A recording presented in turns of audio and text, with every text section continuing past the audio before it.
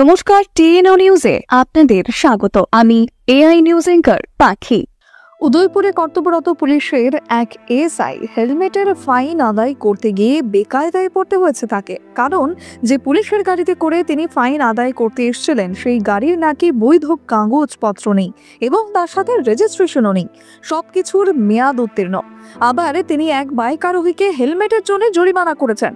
সেই পুলিশ বাবু নাকি বেকায়দায় পড়ে ভিডিওর মধ্যেই ওই বাইক আরোহীর মোবাইল ছিনিয়ে নেবার চেষ্টা করে বলে অভিযোগ। সেই সময় সেই যুবকটা কি এসআই এর গায়ে হাত তুলেছেন। যদিও ওই পুলিশের এই অভিযোগ এই ভিডিওর মধ্যেই সবকিছু কিন্তু স্পষ্ট হয়ে উঠেছে, তবে এই ভিডিওর মাধ্যমে কি উঠে এসেছে চলুন আমরা এক নজরে সেটা দেখিনি। আইনটা কেন করে?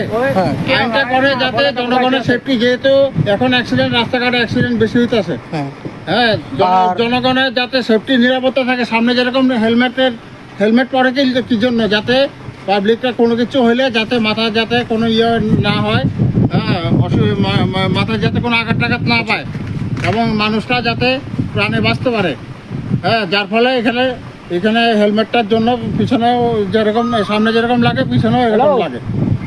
এটা তো আমরা কোনো খারাপ ইয়ে করছি না, অ্যাকচুয়ালি সেই জন্য আমি ফাইনও করছি না। হ্যাঁ, তাহলে এখানে কেন এটা এত প্রশ্ন আইতাছে?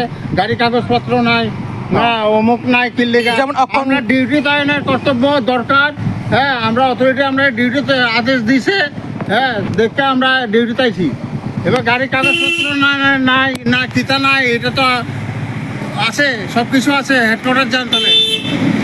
অ্যাকচুয়ালি ধরেন একটা যদি এখন বাইক আই আপনারা সামনে যে কাগজপত্র না থাকলে এটাতে ফাইন কাটতেছেন, হ্যাঁ, ফাইন কাটতেছেন, হ্যাঁ, অবশ্যই। তাহলে আপনার গাড়ির ফাইনটা কেটে কাটবো?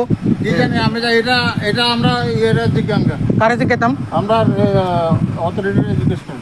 ঠিক আছে স্যার। এখনকার মতো সংবাদ এ পর্যন্তই। পরবর্তী নিউজ ও আপডেটস দেখার জন্য অবশ্যই চোখ রাখুন টিএনও নিউজের পর্দায়।